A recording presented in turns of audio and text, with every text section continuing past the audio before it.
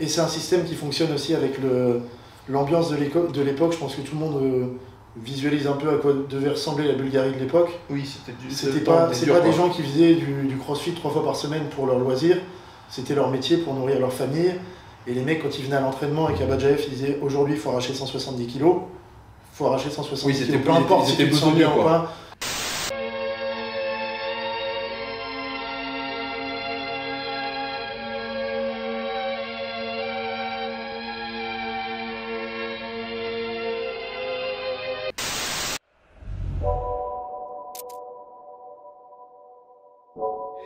Bonjour tout le monde, bienvenue dans cet épisode 23 du Power Show. Donc aujourd'hui on va pas parler business, on va parler haltérophilie vu que je suis avec Louis, coach haltéro à Power Camp.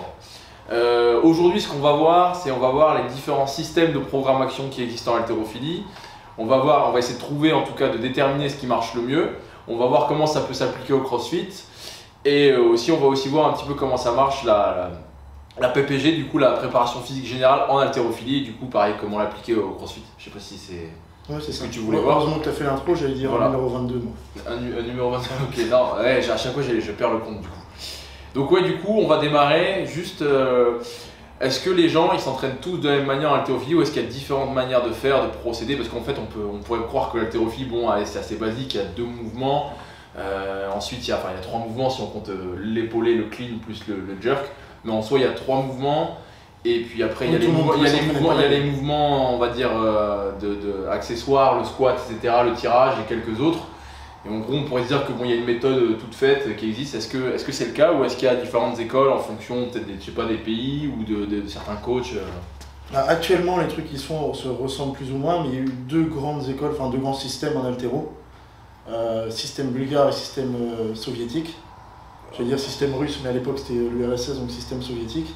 Et les deux sont complètement différents, et tous les systèmes qu'on retrouve aujourd'hui, qui ne sont pas vraiment des systèmes justement, c'est des dérivés qui se trouvent plus ou moins à mi-chemin entre les deux, plus près du système soviétique, plus près du système bulgare. Parce que sur un spectre, ils sont complètement opposés du coup. Ouais, exactement, mais c'est les 2 grands trucs. Je pense qu'on en parlera à la fin, et maintenant il y a des écoles qui essayent de mettre des trucs en place en essayant de faire du gadget pour essayer de créer leur propre système, mais c'est pas des trucs qui fonctionnent. Okay.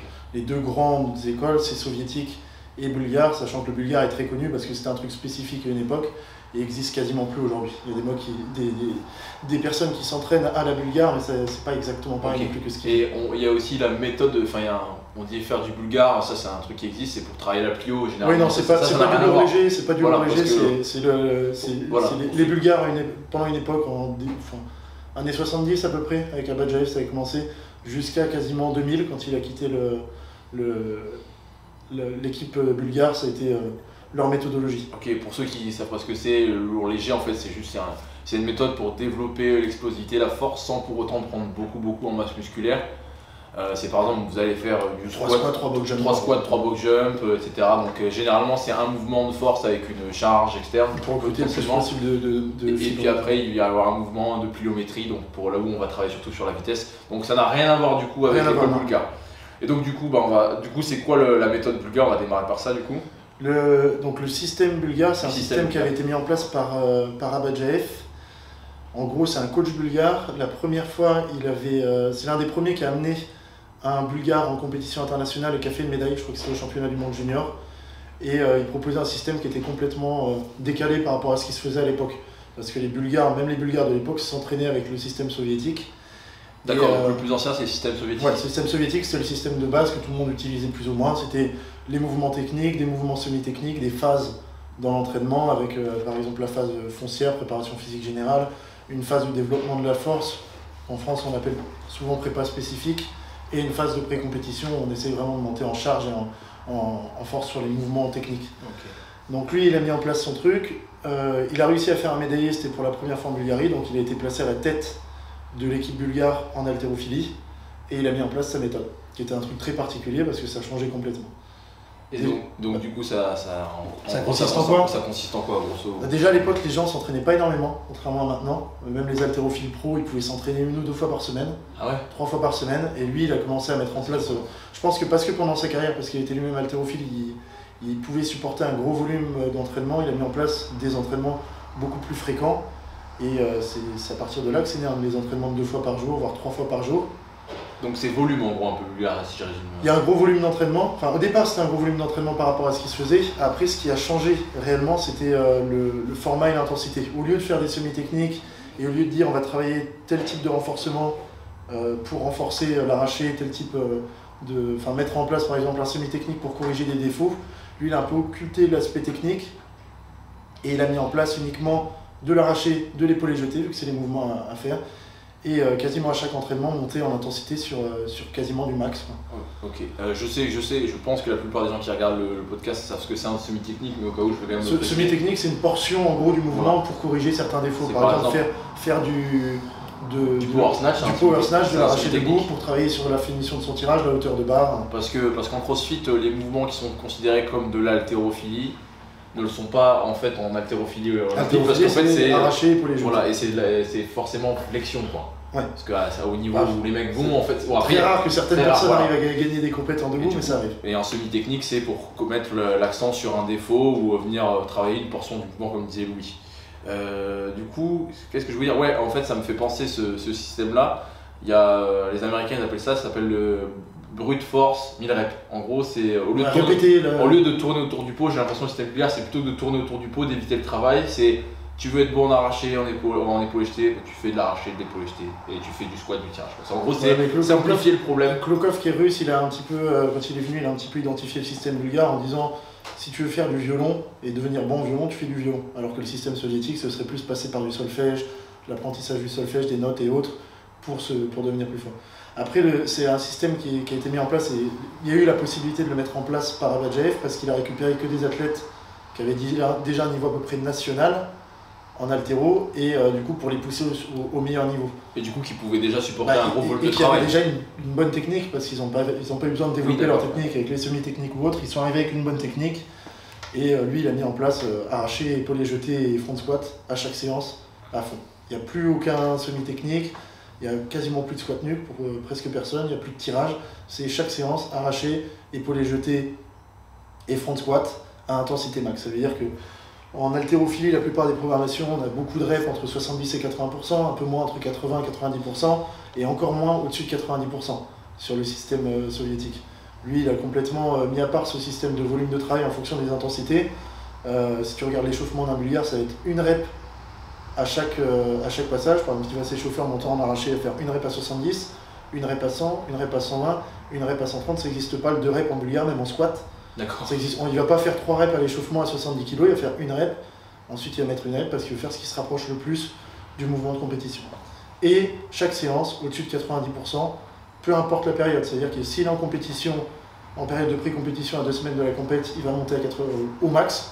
D'accord, il n'y a pas de phase de décharge une semaine avant, il n'y a pas de phase de préparation physique générale, c'est 40 jours de la compète, il va s'entraîner comme avant la compète, monter sur des max, et c'est une philosophie qui a marché parce que dans les années 80-90, les Bulgares étaient vraiment au-dessus du monde. Si vous voulez des noms, vous regardez Varbanov, Blagoev, vous regardez... De toute façon, on va essayer, je pense, dans ce podcast d'insérer des petites images.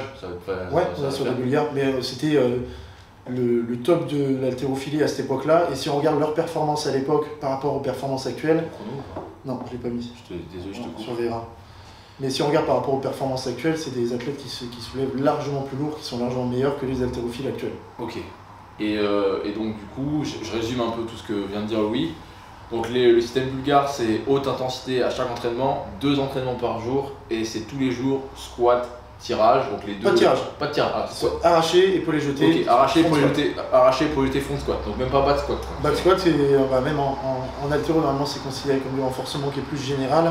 Si on veut faire du renforcement spécifique sur les jambes à l'haltérophilie, c'est plus le front squat. Ok. Voire le squat d'arraché ou overhead squat qui est mis en place. Et donc du coup, le système russe, c'est quoi? C'est tu joues aux billes le système russe, c'est... Et tu t'entraînes pas? C'est quoi non, mais le système russe, déjà il va y avoir des périodes. Okay, donc, sur le système soviétique, ça veut dire qu'on va d'abord passer par une période de préparation physique générale, où on aura des exercices généraux, de renforcement. Il y aura peut-être 70-80% de musculation, de travail de squat, de tirage, de renforcement classique, avec des tractions, du développé couché ou autre.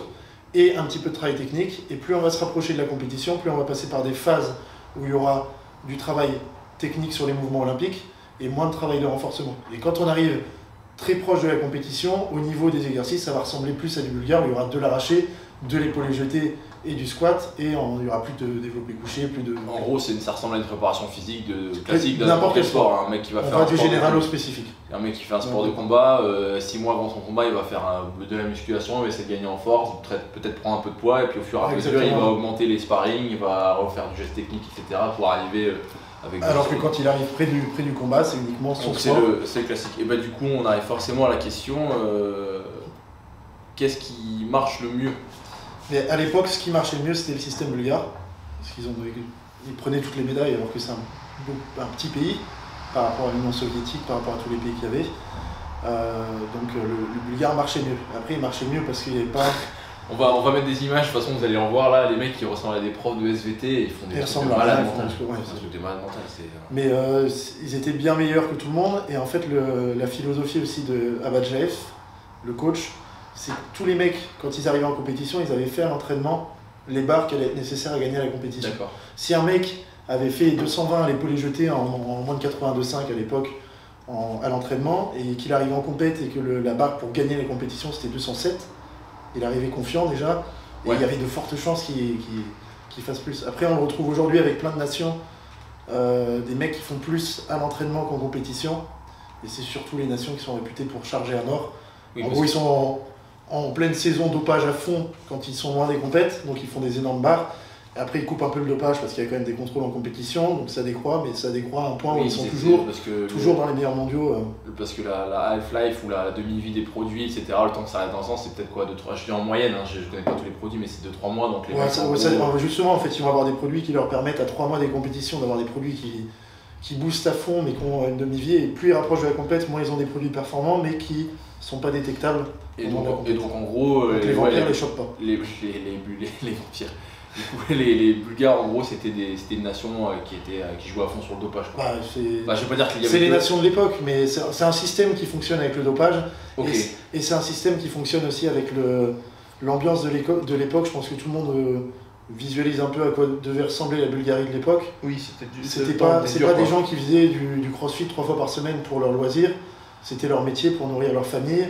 Et les mecs, quand ils venaient à l'entraînement avec Abadjaev, ils disaient aujourd'hui il faut arracher 170 kg. Il faut arracher 170 kg, peu importe si tu te sens bien ou pas. C'était un métier, et c'était un métier comme on peut imaginer l'Europe de l'Est à cette époque-là.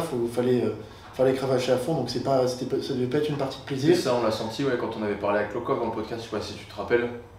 Si, lui il l'avait dit, mais après c'était pareil, système soviétique, mais Abadjaev avait très bien dit que s'il avait 100 athlètes et que sur les 100 il en amenait un au top mondial, champion du monde, et que les 99 autres il est cassé, c'était pas grave, il a rempli son objectif.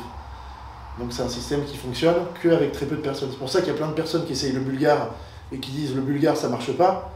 En fait, c'est pas parce qu'il a pas marché sur toi qu'il marche pas, c'est que justement le propre du bulgare, c'est que ça va marcher sur très peu de personnes, sur un grand groupe de personnes qui va essayer.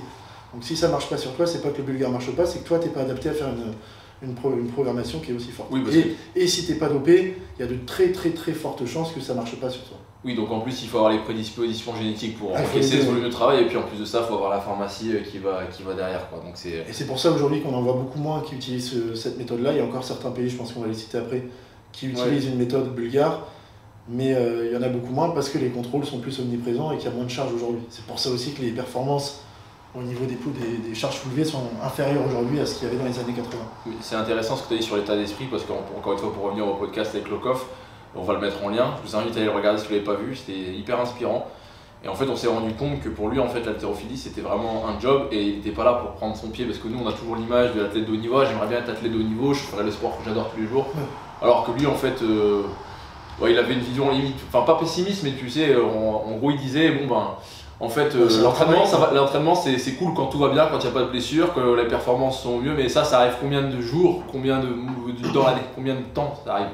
C'est très rare, donc en fait on est là, moi je suis là pour gagner, c'est mon travail. À 11 ans, c'est ça, son père il avait 12 ans, déjà une discussion, on lui a dit bon, on va se mettre à l'haltérophilie, mais on va, même si t'es pas encore à l'âge de faire des compétitions internationales, on va démarrer, on va faire ça en professionnel. Tu vas t'entraîner en professionnel. On va faire ça en professionnel. Et du coup, alors on va parler des autres systèmes. Tiens, juste un dernier petit truc, tu parles de Klokov, la différence aussi, Klokov il en a parlé pendant le séminaire, je sais plus si on en a parlé pendant le podcast. Quand il y a une planification russe, elle va être adaptée au jour le jour. Ça veut dire que si tu arrives et que tu n'es pas en forme ou que tu as mal à l'épaule, tu vas faire en sorte de travailler plus sur des tirages que sur des trucs de réception. Tu vas adapter, et c'est un peu comme les forceurs en force athlétique travaillent beaucoup en ce moment, de l'autorégulation avec des RPE. En fonction de la forme du jour, tu adaptes l'entraînement. Les Bulgares, il n'y a jamais eu de forme du jour. C'était chaque séance, tu viens, tu as une charge à faire, il faut la faire. Sachant que je trouve que tout ce qui est forme du jour, c'est hyper intéressant, mais il faut bien se connaître. Parce que je pense que pour un athlète débutant, au début, c'est pas possible. Il faut bien se connaître et il y a beaucoup de personnes qui, en gros, à la base, c'est pour éviter le surentraînement, éviter de se faire mal quand on n'est pas en forme ou autre. Et il y en a qui tombent dans le travail inverse, de ne pas mettre assez d'intensité, parce qu'ils sentent aujourd'hui ça va pas trop, j'ai pas senti très bien ma barre à 80%, donc je vais pas mettre 85%, alors qu'on peut ne pas être très bien à une charge et pouvoir monter. Oui, c'est pour ça que je dis qu'en fait, ça demande de se connaître énormément. Ouais. De toute façon, c'est mieux quand il y a un coach aussi qui regarde et qui régule plutôt que toi de te réguler toi-même sur l'entraînement. Je parle juste pour mon cas. En fait, avant, moi j'avais besoin que les entraînements ils soient écrits, etc. Et au fur et à mesure, en fait, plus tu passes de temps, tu connais, tu sais quel jour va pas bien, tu sais très bien que tu peux passer tu peux le sentir un peu. Et ça, après, ça vient avec l'expérience. Ok, et donc du coup, il existe ces deux systèmes-là. Donc tu as résumé en gros, il y en a un c'est hardcore et l'autre c'est. Il y en a un c'est spécifique à fond, pourcentage très haut en permanence. Et l'autre, c'est varier sur les pourcentages, varier sur les exercices. Les Bulgares, s'ils ont du mal, s'ils lèvent les fesses en arraché, ils vont faire 250 arrachés en essayant de penser à ça, pour plus lever les fesses. Alors que les Russes, ils vont dire tel athlète lève les fesses, on va mettre en place du renforcement sur les jambes, donc du tirage, du squat. On va faire par exemple du tirage en déficit pour essayer de travailler ce départ. Ce sera passé en gros par d'autres moyens pour essayer de régler les problèmes. Alors que s'il y a un arraché qui n'est pas beau chez un Bulgare, c'est refait l'arraché mais mieux. Moi, si je peux juste donner mon avis sur ça, c'est pour les gens qui font du crossfit ou qui démarrent le sport. Je trouve pas le système bulgare en soi avec forcément les pourcentages, etc. Mais l'état d'esprit de vouloir travailler, de ne pas tourner autour du pot, je trouve qu'il est bien parce que moi je le vois dans le crossfit. J'ai encore eu une discussion hier avec les gens qui veulent travailler muscle up. Et c'est toujours saupoudré dans l'entraînement. Alors qu'en fait, moi je lui ai dit, en fait, moi quand j'ai voulu bosser le muscle up, j'en faisais 100 par semaine. Ouais, et t'évites pas le travail, je faisais pas d'exos bizarres. Je travaillais pas avec le foam roller à me masser pour faire je sais pas quoi. Ça c'est l'épidémie des pseudo-kinés et compagnie et des functional coach sur Instagram où tu vois des mecs qui te mettent 8 élastiques, une chaîne autour du cou qui te propose 8 millions d'exercices pour travailler la stabilité de ton articulation, pour que l'agoniste soit décontracté pendant que ton antagoniste bosse à fond et compagnie. Tout le monde essaye de faire du gadget et comme tu dis c'est un peu il y a Instagram en fait avec Instagram. Et c'est des sports où tu as besoin d'une grosse part de spécificité quand même, et comme tu dis, si tu veux travailler le muscle up, c'est pas en tournant autour du pot, tu vas devoir bouffer du muscle up pour devenir bon muscle up. Faites des tractions, des dips, parce que pareil, on reste un peu dessus, on va vite revenir sur l'haltérophilie, mais en fait dans la discussion hier, il y a un mot qui m'a marqué, c'est ouais en fait il faut juste avoir le déclic. Mais non en fait il n'y a pas de déclic dans un muscle up, c'est pas un mouvement artistique hyper technique, il faut arrêter, il n'y a pas de déclic. Le déclic, vous avez l'impression que c'est un déclic en fait parce que vous ne bossez pas et vous le faites de temps à autre et puis un jour, boum, ça passe. Vous n'avez pas eu le déclic, c'est juste qu'en fait, au lieu de faire 300, 400 tractions sur les 2 mois, vous les faites sur l'année, donc forcément au bout d'un moment ça finit par passer. Et donc du coup, moi si j'avais un truc à retenir... Mon muscle up est dégueulasse et j'ai jamais eu de déclic, c'est juste que je suis assez fort en traction pour tirer ici et après je passe. Voilà, donc s'il y a un truc à retenir peut-être du bulgare pour moi, parce qu'on a vu que bon, ça c'est pas adapté à tout le monde, mais l'état d'esprit d'éviter de tourner autour du pot et en fait de pas éviter le travail pénible. C'est Mehdi qui serait content, c'était sa philosophie de l'entraînement. Non, et moi je pense l'arracher pour devenir bon en arraché, bouffer du jeté pour devenir bon en jeté. Le prochain podcast c'est sur la mobilité, la flexibilité, la souplesse. Et en fait je parle beaucoup de ça en fait, parce que c'est pareil, les gens ils veulent devenir souples et on essaie toujours d'éviter de contourner le problème. Les gens veulent pas passer du temps à s'étirer, ils veulent pas faire ce qu'il faut quoi. Et ils veulent les trucs miracles avec le foam roller, le pistolet complexe. Après je pense qu'ils sont aussi dans la confusion parce qu'il y a tellement d'exos, tellement de coachs maintenant, tellement d'informations partout que c'est dur aussi de faire le YouTube et Instagram, c'est... Alors du coup, revenons à nos moutons. Avec Instagram, on voit beaucoup aussi de vidéos, donc on voit beaucoup, c'est vachement populaire maintenant l'haltéro. On voit beaucoup de vidéos de Chinois, on voit beaucoup de vidéos d'Américains. Est-ce que les Américains et les Chinois, ils ont leur système? Ils ont créé leur système. Les Chinois, c'est tout simple, c'était un pays communiste comme l'URSS. Donc quand ils ont mis en place leur système, ils ont fait venir des coachs soviétiques qui sont venus, qui leur ont appris comment faire de l'haltéro. Donc le système chinois, c'est du système soviétique, et après ils ont saupoudré des trucs chinois qu'on voit, mais c'est du système soviétique. Ils ont 2-3 petits trucs à eux, c'est quoi par exemple si t'en as Ils ont des trucs. Si tu demandes à un soviétique, si les Chinois font du soviétique, ils vont te dire non, il n'y a pas autant de semi-technique et de renforcement que nous. Si Redon, on en parlait, les Chinois, tu peux voir leurs entraînements et ils font 1h30 de squat sur leur séance, où ils font 1h30 d'arraché, ça dure hyper longtemps, mais en gros, les Bulgares vont dire les Chinois font beaucoup plus de renforcement que nous et les Soviétiques vont dire ils en font moins que nous. Oui, donc ils sont un peu à mi-chemin. Après, le problème en gros des Chinois, c'est que les Chinois ils sont bons vendeurs aussi. et ils ont tous leurs exercices go-go gadget qu'ils mettent sur les réseaux sociaux, et donc les gens pensent que c'est ça le chinois. T'as des tonnes de coachs qui te mettent des élévations latérales complètes avec des disques de 10 kg en disant on va faire travailler les épaules en renforcement parce que les Chinois font comme ça, mais les Chinois ils font ça dans les training halls des compétitions parce qu'il n'y a pas de dumbbell. Donc ils prennent les poids parce qu'il y a ça à disposition. Et il y en a qui se disent ah ça c'est un exercice pour que les Chinois deviennent plus forts. Pareil, tous les trucs que tu les vois faire avec élastique ou autre dans les training halls, c'est juste qu'ils n'ont pas le matos pour faire les exercices classiques. Ils ont trouvé des moyens de remplacer. Oui, et puis c'est à ce moment-là qu'il y a les caméras, donc du coup ça crée la confusion. Donc les Chinois, de toute façon, c'est un système qui fonctionne, mais pas forcément grâce à ce qu'ils mettent en place à l'entraînement haut. C'est juste qu'il y a quasiment 1,5 milliard de personnes. Oui, c'est un sport qui a quand même une grosse renommée là-bas, donc ils ont un vivier d'athlètes qui est énorme pour réussir à mettre en place. Et la morphologie de base de l'asiatique, le plus souvent, est propice à l'haltérophilie. C'est des mecs qui ont des figures courtes, des longs bustes. Même au niveau des structures de hanches ou autres, sur la mobilité en flexion, c'est des mecs qui plus souvent sont faits pour ça. Puis ils ont une culture, ça j'en parlerai du coup la semaine prochaine, ils ont une culture qui promeut le fait d'être mobile. On va dire que le mode de vie en Asie, il promeut un peu plus tout ce qui est étirement, flexibilité. Les gens attendent le bus par exemple, assis en squat, c'est tout bête, hein, mais je pense que ça se répercute sur des générations et des générations. Et c'est des blagues qu'on fait souvent aussi. Tout à l'heure on a parlé du contexte bulgare avec l'ambiance que c'était et le fait que ce soit pas un plaisir à l'entraînement. Je pense qu'en Chine c'est à peu près pareil. Quand tu performes pas à l'entraînement, c'est tu dégages et t'as pas le moyen de faire vivre la famille que tu aurais pu avoir si t'avais un bon niveau. Donc ils le vivent pas forcément pareil que dans les pays occidentaux. Après tu as parlé des États-Unis aussi. Ouais, pour rester un peu sur les Chinois, même si j'ai dit à peu près tout sur les Chinois. C'est aujourd'hui ceux qui forment les meilleurs haltérophiles, c'est les Chinois quand on regarde le nombre de médailles, mais c'est pas forcément dû à leur méthode d'entraînement pour moi. Et plus du nombre d'athlètes qu'ils ont et le système de dopage, ils se font pas choper. Mais moi j'ai eu la chance d'aller à Suzhou en Chine et tu avais quand même le centre de gymnastique à côté des labos pharmaceutiques, des trucs. Et les Chinois, je crois que pendant un moment ils importaient leurs produits, c'était dans un des reportages chez Paycar, ils le disent, ils importaient leurs produits je me rappelle plus du tout. De Russie aussi, et ils ont dit bon, on va faire nos propres labos. Donc je pense que le dopage en Chine aussi leur permet le dopage et l'antidopage chinois qui doit leur permettre de ne pas se faire choper aussi, leur permet de performer à fond. Oui, parce qu'il y a la politique de régulation. Il faut voir le physique des Chinois déjà comparé aux autres haltérophiles mondiaux. Ah, là, de toute façon, on va mettre des images de Liu Xiaojun, de son dos comme ça en bas du squat. Ça va être édifiant.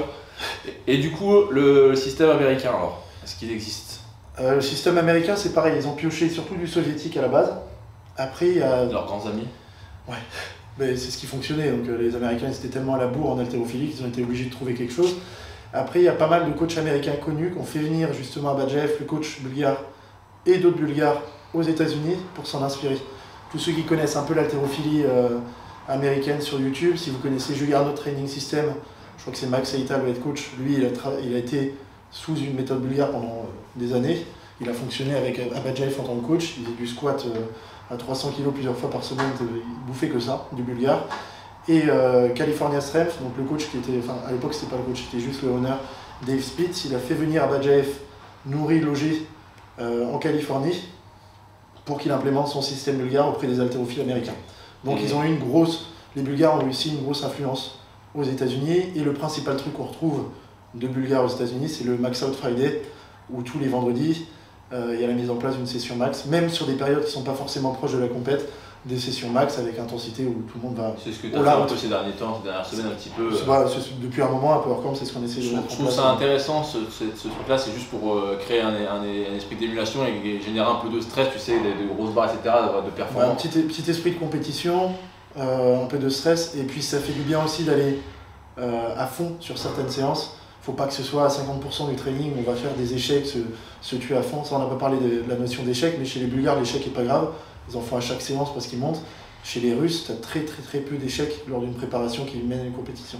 Oui. Et justement, pour moi, ce qu'on met en place à PowerCamp, et ce qui est le plus intéressant, ce que les Américains peuvent mettre en place, c'est 80% des entraînements, on a des pourcentages 70-75% sur des complexes, essayer d'automatiser, de répéter, travailler techniquement, mettre au point une technique quasi parfaite. Et 15-20% des entraînements où on va à fond, et l'objectif c'est juste monter en intensité. On est dans un sport où il faut soulever lourd, et il faut parfois envoyer tout, faut réveiller le nerveux, il faut envoyer à fond et se bouger pour essayer de soulever les charges les plus lourdes possibles. Donc si on va all out un jour par semaine, pour moi c'est le top au niveau d'une prépa. Mais le reste de la semaine, il faut aller tranquille pour pas se fatiguer, pas prendre des mauvaises habitudes niveau technique. Donc répéter le geste comme font les soviétiques. Et je vais poser une question pour les nanas qui regardent, mais après tu as déjà partiellement répondu, forcément ça paraît évident, mais elle s'entraîne comment, Matty Rogers? C'est à l'américaine pure ou elle a un coach qui... Mais elle a changé de coach, elle a changé de coach récemment. C'était Daniel Camargo, son ancien coach. Maintenant, il y a beaucoup de nanas qui regardent, qui sont inspirées par cette nana, donc qui vont se demander comment elle s'entraîne elle. Bah elle c'est soviétique à fond, de toute façon c'est Greg Everett. Et Greg Everett qui est un coach américain, il a fait des planifs qui ressemblent à des planifs bulgares. Moi je pourrais le mettre en lien, mais il a écrit un bouquin sur la planification de l'haltérophilie qui est top. Dedans il a mis une planif qui ressemble à du bulgare, mais lui ce qu'il met en place le plus souvent sur ses athlètes, il n'y a qu'à suivre ses athlètes pour le voir, c'est du soviétique avec beaucoup de semi-techniques ou autres. Moi j'aime pas comment elle s'entraîne, mais je trouve qu'elle travaille que ses points forts, donc c'est peut-être pour ça elle s'est fait rattraper par l'autre américaine. Mais c'est la femme du coup, Amy Everett de Greg Everett, qui coach Mathieu. Okay. Mais tu la regardes, ça fait 6 mois qu'elle fait le même combiné avec un tirage, pose à l'extension et un épaulé des hanches, alors qu'elle est beaucoup plus forte que du sol sur un combiné où elle devrait pas être plus forte que du sol, et elle fait que ça, on comprend pas. Avec Redon, à chaque fois il monte les vidéos en me disant pourquoi il fait ça. Peut-être qu'elle veut pas être la meilleure américaine. C'est la Kate Knight qui est arrivée et Matty Rogers ne repassera pas devant. Ouais. Et du coup, quel est le système utilisé en France et ensuite après à Powercamp, même si tu as déjà un peu répondu à la question? Alors en France, ça ressemble à c'est beaucoup plus tourné vers le soviétique. Ok. De toute façon, on est un pays où il y a... Je crois que récemment, il n'y a aucun Français qui s'est fait choper pour dopage dans tous les cas, alors que l'antidopage est présent. Nous, on a eu des athlètes niveau interrégional ici qui sont fait contrôler par la FLD. Donc il y a très peu de dopage en France, ils ne peuvent pas se permettre de mettre des trucs à haute intensité comme ça. Et il n'y a pas un vivier d'athlètes qui permet de le faire. On ne peut pas se permettre de casser 15 athlètes pour en sortir un bon. Il faut en prendre soin, quoi. Donc ça ressemble plus à du soviétique. De toute façon, si vous regardez des auteurs français qui ont écrit sur l'haltérophilie, vous pouvez regarder Renaud Le Chevalier qui a écrit l'haltérophilie 2.0. Je crois que c'est ça, ou la nouvelle haltérophilie. Je ne sais plus. Mais il a écrit un bouquin qui est top sur la planification. Et quand on regarde, il y a une place prépondérante des semi-techniques, il y a une place prépondérante des cycles avec PPG, préparation spécifique, pré-compétition, cycle d'affûtage avant les compétitions, donc taping comme appellent les Américains. Donc en France c'est vraiment comme ça. Après j'ai eu l'écho de Garance Rigaud qui est en équipe de France junior, et elle, je crois qu'ils ont fait un stage avec par exemple 2-3 semaines de méthodo bulgare. Et c'était très très dur apparemment à tenir, même 2-3 semaines pour des athlètes de haut niveau, c'était très très dur à tenir, donc la plupart du temps ça reste sur du... Oui, puis c'est un choc en plus, après même si, quand tu commences à avoir certains niveaux, la haute intensité, comme il disait Benji, il m'a dit en fait 200 kg, même si moi j'ai 300 en squat, ça reste 200 kg, c'est hyper violent pour mon corps. Plus t'es fort, plus c'est dur de s'entraîner beaucoup. Voilà. Les mecs qui s'entraînent le moins au monde dans les sports de force, c'est les super lourds américains en force athlétique. T'as certains mecs qui te font du squat une fois toutes les 2 semaines, à grosse intensité, c'est les mecs qui squattent le plus au monde. Et là, t'as les rigolos de la force française qui font du squat tous les 2 jours. On peut penser... En fait, là, ils mettent 2 semaines à s'en remettre, quoi. Bah, ils sont dégueulasses sur tous leurs mouvements, ils sont pas si forts que ça. On va pas en parler, ça m'énerve. Et du coup, là, j'ai vu, alors, comment j'ai senti que ça glissait là. Du coup, à Powercamp, j'ai vu sur ma petite fiche que tu as marqué méthodo russe, ambiance bulgare. J'aime beaucoup ça. Alors, c'est ce qu'on essaie de faire à Powercamp, justement. On en a parlé. Donc je l'avais écrit sur la feuille, mais on en a parlé. J'avais même pas vu, tu vois. La méthodo russe, c'est parce que ce que je mets en place à Powercamp et sur la programmation en ligne de Powercamp Weightlifting qui est suivi par les personnes qui souscrivent en ligne, c'est un truc qui ressemble plus à du soviétique, comme la plupart des systèmes actuels encore. Donc il y a des cycles de travail. Par exemple, on a 15 semaines de travail, il y aura une partie foncier, une partie préparation spécifique, une partie pré-compète. Mais avec beaucoup de semi-techniques, parce que la plupart du temps c'est des crossfitters qui suivent la prog. Je connais à peu près les défauts classiques des crossfitters, donc il y a des semi-techniques qui permettent de... Donc il y a des semi-techniques qui par contre reviennent plus souvent du coup, parce que tu sais que ta prog, elle s'adresse à des crossfitters. Ouais, la plupart du temps, les gens en crossfit sont bien meilleurs en pourcentage, en power, en debout qu'en flexion, donc il va y avoir beaucoup plus de travail sur la flexion. Après, beaucoup de passages. J'ai la chance à Powercamp d'avoir les athlètes à disposition, donc si j'ai quelqu'un qui est très fort en debout, qui est très mauvais en debout par rapport à son flexion, qui fait à peu près pareil sur les 2 mouvements, lui il va bouffer. Qu'est-ce que j'ai dit? Non, qui fait beaucoup moins en debout que son flexion, lui il va bouffer beaucoup de debout, d'arracher force de travail de renforcement pour travailler son tirage et sa hauteur de barre. Après j'ai dit ambiance bulgare, parce que, encore une fois, j'ai la chance d'avoir beaucoup d'athlètes à PowerCamp, beaucoup par tranche de niveau. Là, ils sont combien? Ils sont 7 ou 8 à la course à 100 kg à l'arraché, par exemple. Je précise juste que du coup, nous, on a des athlètes qui font que de l'haltérophilie, et après, on a des gens qui font les cours d'haltérophilie, mais qui font du crossfit en fait. Oui, de toute façon, les cours d'haltérophilie qui sont mis en place avec les adhérents, les cours classiques, c'est vraiment du travail classique avec un semi-technique et après l'application sur du technique. Peu de renforcement parce qu'ils le font beaucoup en crossfit. Vu que le crossfit est un moyen de préparation physique générale, ils en bouffent déjà largement assez. Par contre, c'est ceux qui font de la compétition et que j'encadre du coup sur les plateaux d'haltéro, eux, il y a tout qui est mis en place, donc le travail de squat, de tirage et d'haltérophilie parce qu'ils n'ont pas forcément la PPG derrière.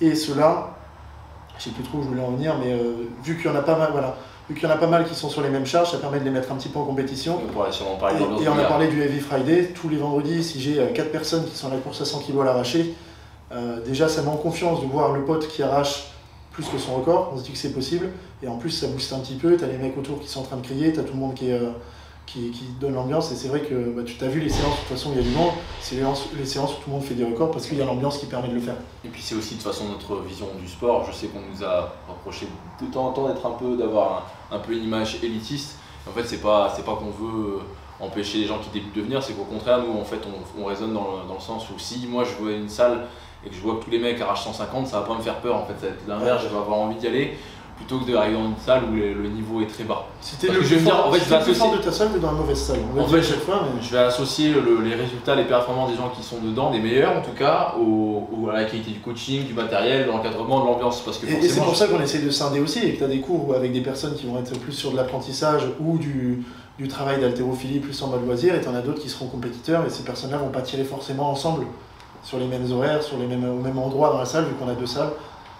Par contre, ça c'est un truc, je peux le dire, moi en tout cas, ce que j'essaie de faire, je pense que toi aussi, c'est de donner goût à l'haltérophilie. Moi, je suis coach de crossfit et gym, mais j'adore coacher l'haltérophilie. Je trouve que le storytelling de l'haltéro est vraiment là où on veut, ce qu'on essaie de faire aux gens, même aux débutants. Ouais. C'est génial. En plus, l'haltérophilie, là, généralement, en débutant, la première fois que tu mets la barre dans les mains, il se dit c'est quoi ce truc de bourrin, et au bout de 2 secondes, il se rend compte qu'il fait des trucs chelous avec ses bras, et puis il dit en fait, c'est pas un sport de meathead.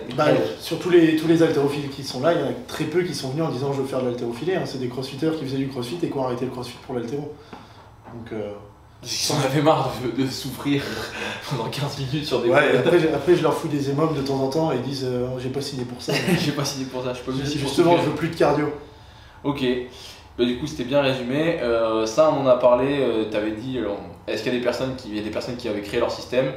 Et toi en gros, tu disais qu'il y avait trop d'exercices gadgets. Je pense qu'il y a des personnes qui ont essayé de créer leur système, justement pour essayer de sortir de ce spectre entre le bulgare et le soviétique. Et tu as eu les nouveaux exercices. Panda pool. Ouais, le truc chinois. Panda pool bien exécuté, j'ai fait un post sur Instagram, il y a plein de gens qui ont réagi. Panda pool bien exécuté, c'est bien, sauf que tu fais pas faire du panda pool à quelqu'un qui sait pas faire un tirage haut.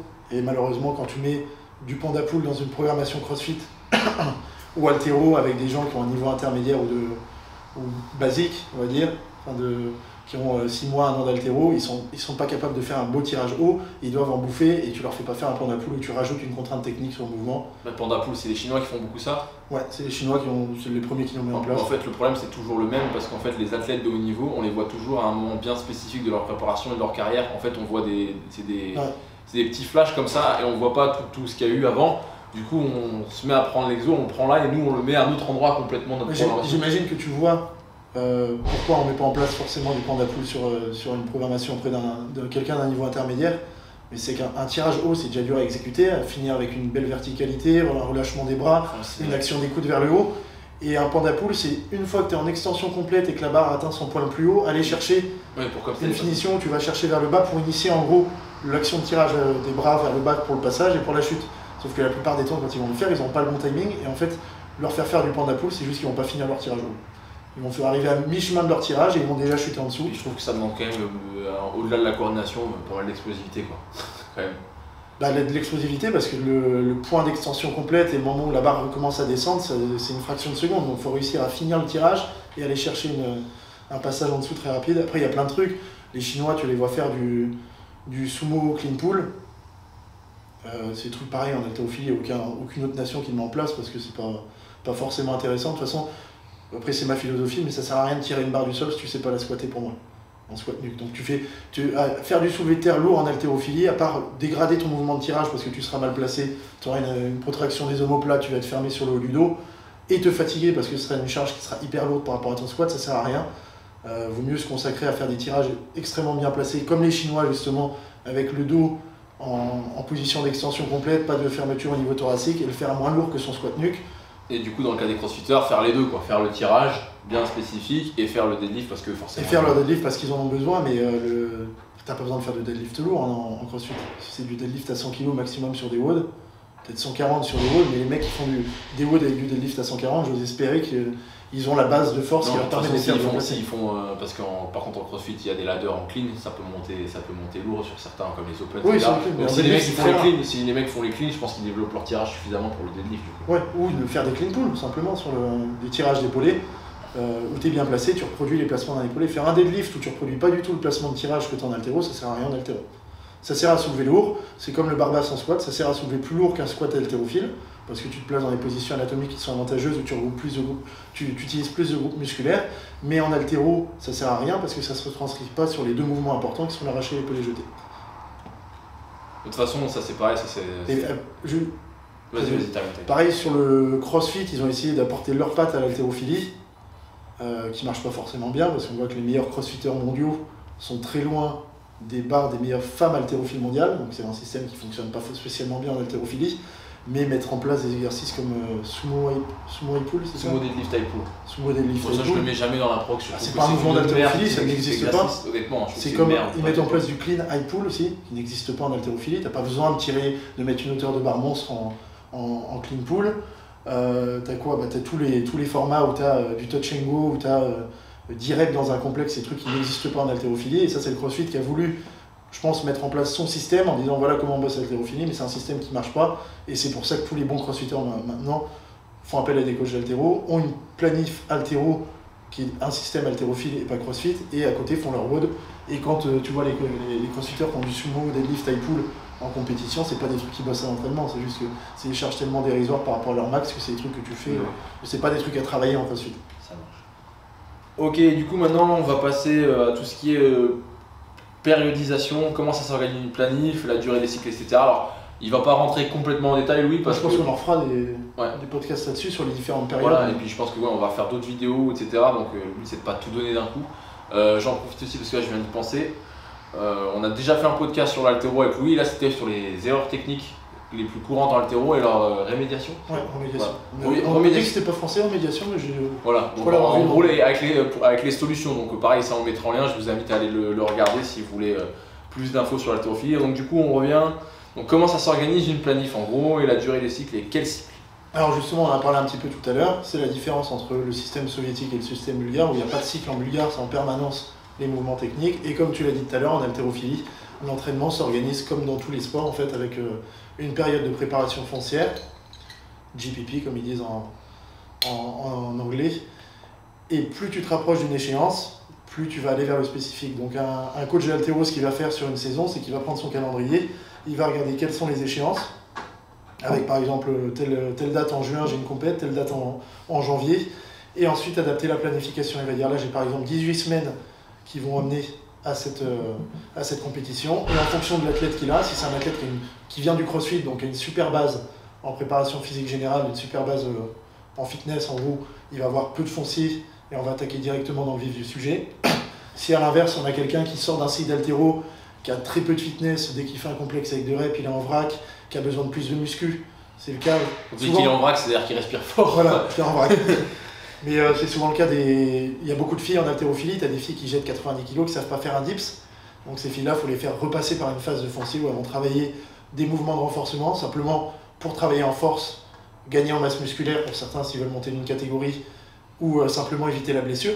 Donc on va mettre en place le type de travail qui est adéquat avec l'athlète, par exemple de l'unilatéral, si on voit qu'il y a des problèmes de placement au niveau du bassin haut, s'il y a des problèmes au niveau des muscles, s'il est trop fort des quadris, passer des ischios. Essayer de rééquilibrer, excusez-moi. Il est en vrac aussi, c'est je n'ai pas fait de foncier depuis longtemps. Donc on va mettre en place des exercices vraiment pour essayer de corriger les défauts physiques des personnes et un petit peu de technique durant cette période pour ne pas perdre tous les mouvements ou autres. Et après, plus on s'approche de la compète, comme on a dit tout à l'heure. De toute façon, il y a toujours la partie foncière et la partie technique, c'est juste qu'en fait, c'est comme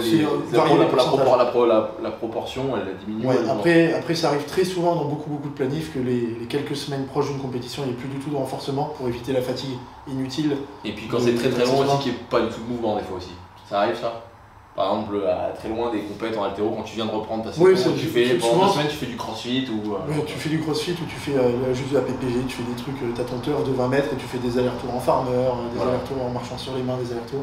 Donc, ça, c'est vraiment aux 2 extrêmes de la programmation. Et ça du coup, c'est un truc que j'essaye de faire comprendre aux gens que je suis en ligne. S'ils ont une compétition un jour, il y en a beaucoup qui font du crossfit à côté, c'est pas problématique s'ils le font toute la période, mais la semaine ou les 2-3 semaines avant la compète, il faut couper les WOD, supprimer la fatigue inutile pour la compète. Si vous voulez être performant le jour J et que vous avez une planif, un coach vous fait une planif haltéro et que la semaine où vous devez avoir les max, vu que vous avez moins d'haltéro, vu que c'est une semaine de décharge, vous dites je peux faire plein de WOD, c'est très bête et ça fait que vous ne ferez pas vos max. Ce ne sera pas la faute du coach, ce sera de votre faute d'en avoir rajouté à cette période-là.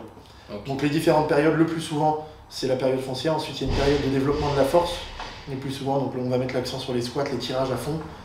On aura des combinés en haltéro qui ne seront pas forcément hyper lourds, ce sera du travail technique.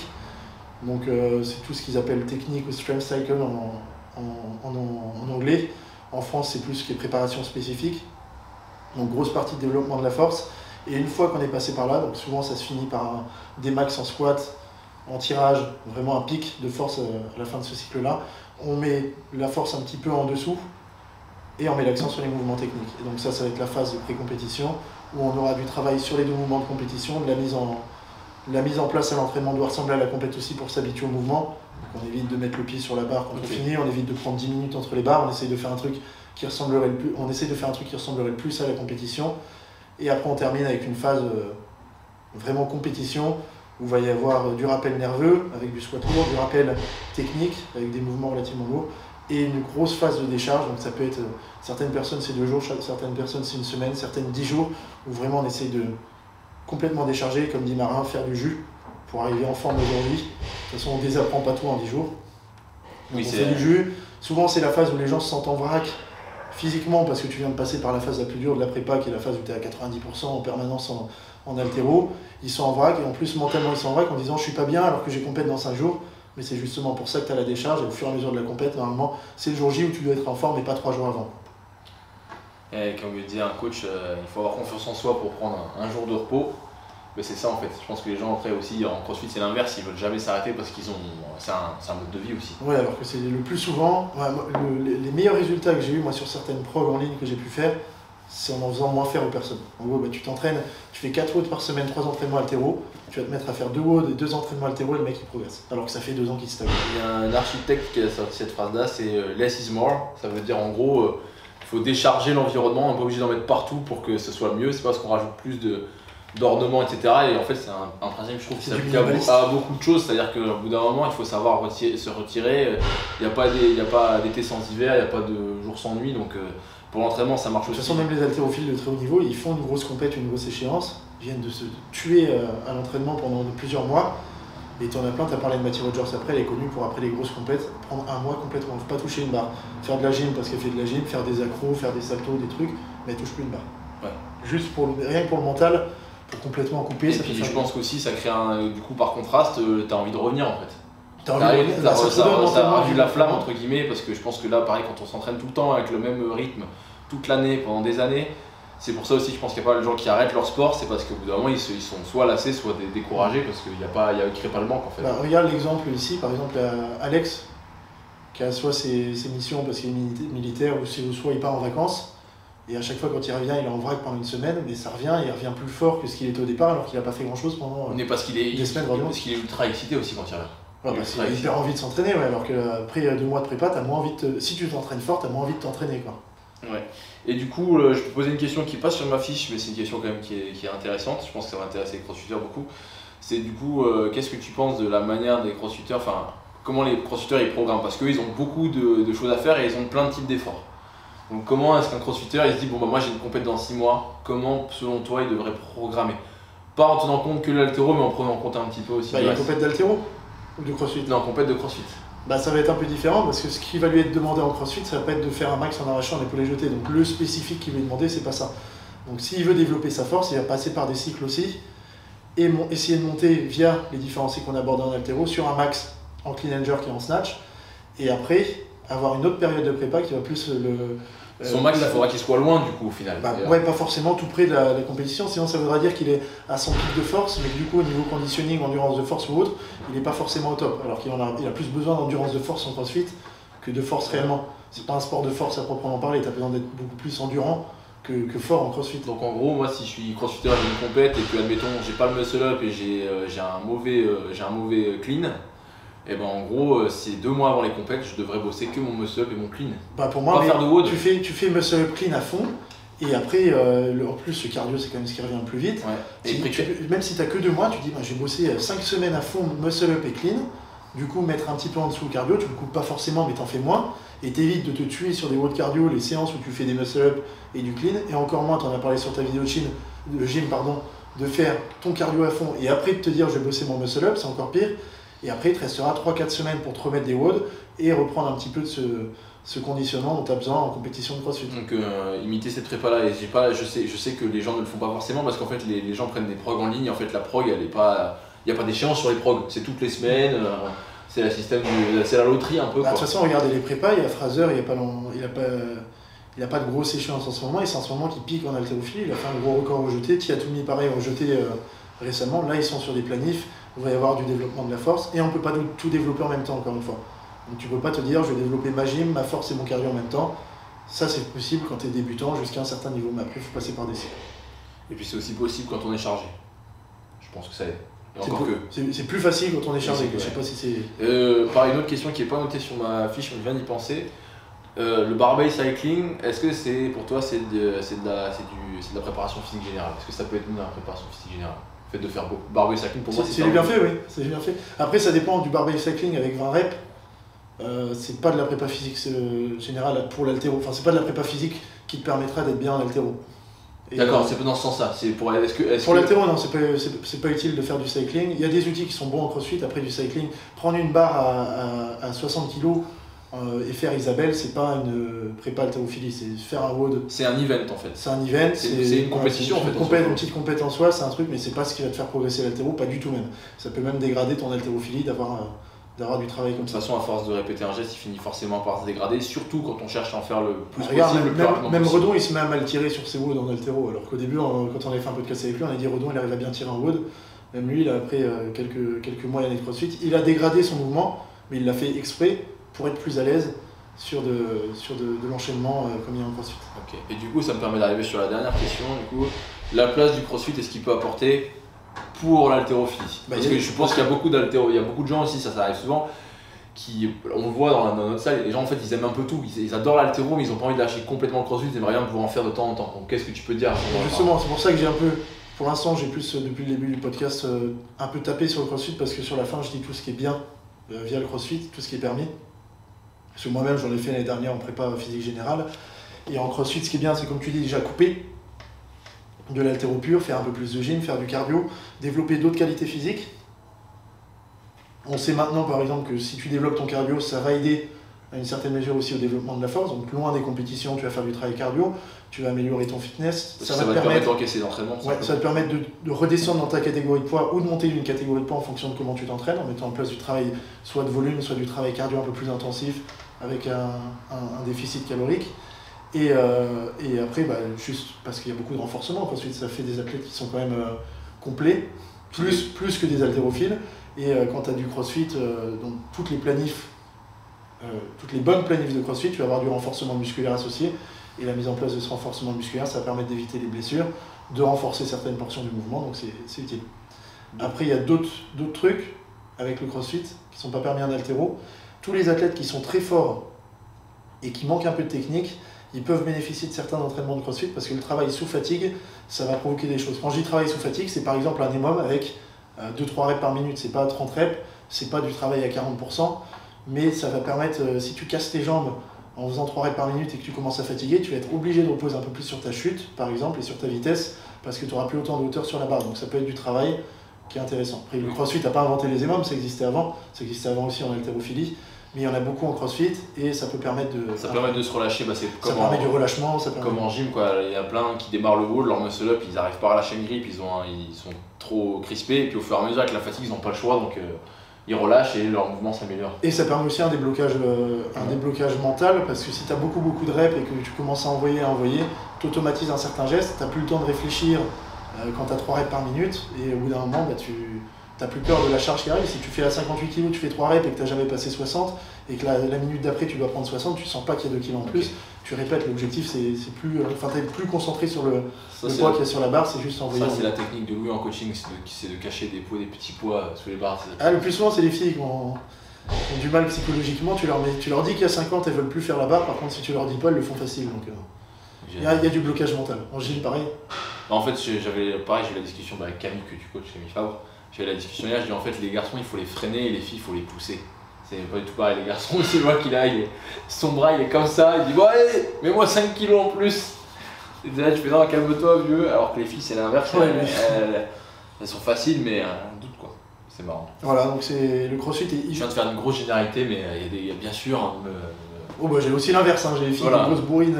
Tout existe. Au fond, et j'ai des gars qui commencent à avoir peur de la barre dès que ça arrive à 95% de leur max, alors qu'ils ils font une barre hyper facile, tu leur rajoutes 2 kilos, ça y est, il n'y a plus personne pour aller en dessous.